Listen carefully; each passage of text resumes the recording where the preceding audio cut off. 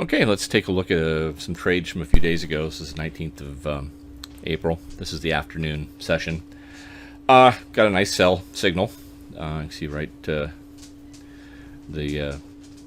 separation between the lines was pretty solid. Price moved up to about plus 40. It reverses here and goes back. And when the line starts to cross, giving us sort of our exit signal, price really kind of jumped a little bit, and so we kind of ate an extra 5 on that one, which was not real helpful. But what are you going to do? Sometimes that's how it works out. So we hit the reversal button, which is the yellow bar in the upper left-hand corner. Closed the original sell trade, got us immediately into a buy trade. You can see the stop loss is now moved into profit. I'm going to move it up here to plus 10 in a second. Just to let you know, coming up, there's going to be kind of a glitch in the video. I actually lost my internet connection for a few minutes and had to wait for it to get restarted and rebooted. So it's just kind of a rather jarring, abrupt change in appearance on the charts when that happened. So just so you understand what's going on there. This is turns out to be a pretty good trade. What's going to come up next, however, was kind of an embarrassment on my part. When we get stopped out at plus 10, which is where the stop loss is sitting, we begin to get what appears to be a sell signal. It never really was a sell signal, but that didn't stop me. I jumped in and put the sell trade in anyway. And you're going to see here in a second that what happens is that it never really picks up any kind of steam and ultimately fails and starts moving back up. Now, I closed out the first trade at 20. The second trade closed out at plus 10. I'm up around 30 on that trade. You can see this is a sell signal. It's not really a real sell signal. You can't really see good separation between the lines heading down right now. They're sort of merged together. But it does now, in fact, turn around and start moving in the other direction. And what will happen is I'm going to end up hitting the reverse button again and closing out the sell trade for about a 15-point loss, and now I'll be in a buy trade. Now I was up about 30, so I gave back 15. You can see I've already moved the stop loss to break even. We're in actually pretty good shape on here. Now I got out at this point at about 35. There's the glitch I was telling you about. I lost the internet connection for a little bit. We came back, finally got started, got into a sell trade. And currently sitting just a hair below 50. And normally I go for 50 in a session. That's my goal. If I can get 50, I've had a pretty good session. This is trading the US 30, obviously. Well, what happens here is price doesn't really cooperate, comes back, stops me out slightly past break even, just enough to cover the spreads and the commissions and whatnot.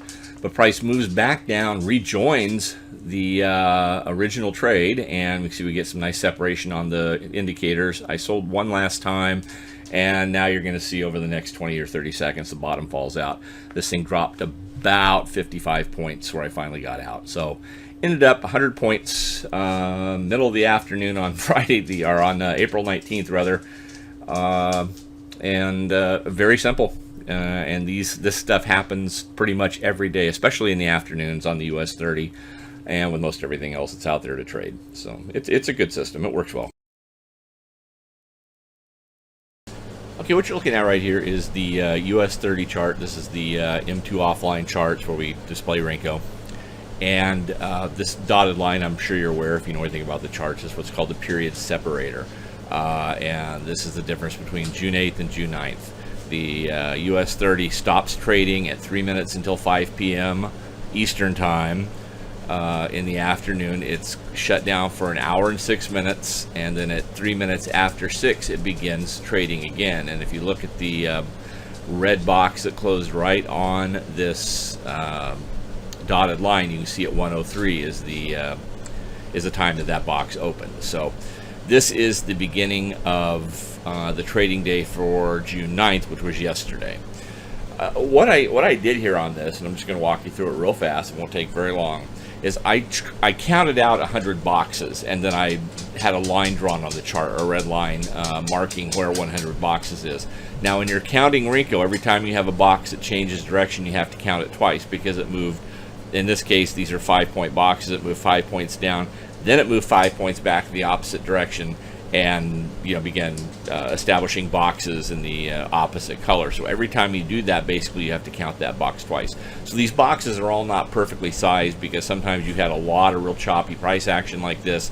Boxes are being counted twice routinely. Other times you had just 2 or 3 really big moves, and so those segments that are marked off are going to be a little bit larger. But this is what I want to show you. Okay, this is starting at the beginning of the market on Thursday, June 9th at 6:03 p.m. Okay, there's our first segment.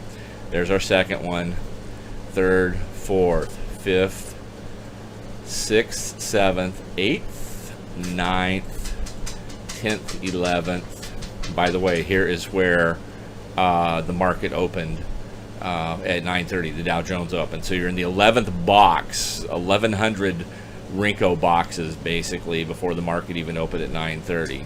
Okay, so 12, 13, 14, 15, 16, 17, 18, 19, 20, 21, 22. Gotta get a little more room for my mouse here, sorry. 23, 24, 25, 26, 27, 28, 29, 30, and then we have this little bit right here. I think there's like 16 boxes before we got to the end of the session on Thursday at right before 5 o'clock. 30 boxes, 30 segments, basically 100 boxes per segment. That's 3,000 boxes. We have another 16 right here. So you have 3,000 5-point boxes, 3,016 5-point boxes, and if you do the math on that, that comes out to 15,080 boxes, or 15,080 points. I'm sorry, 15,080 points off of those 3,000 boxes. All you're trying to do is pick up 100 points.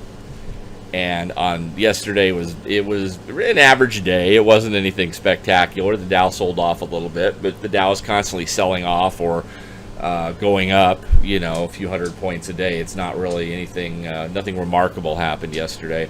But yesterday being pretty much kind of an average day, you had 15,080 points laying around. All you had to do is pick up 100 of them. So this is why I'm so enthused about trading this particular chart and this chart only. In an effort to get the 100 points a day, you need to follow the $4,000 a week trade plan. So anyway, I just wanted to show you that, just so you can get kind of an idea of the work environment you would have if you decide to do this, and how many opportunities you would have to pick up 5 or 10 points here and there, 20 points, 30 points in a trade, and end up getting your 100 points in a very, very short period of time. So anyway, hope that helps. See you soon. Bye.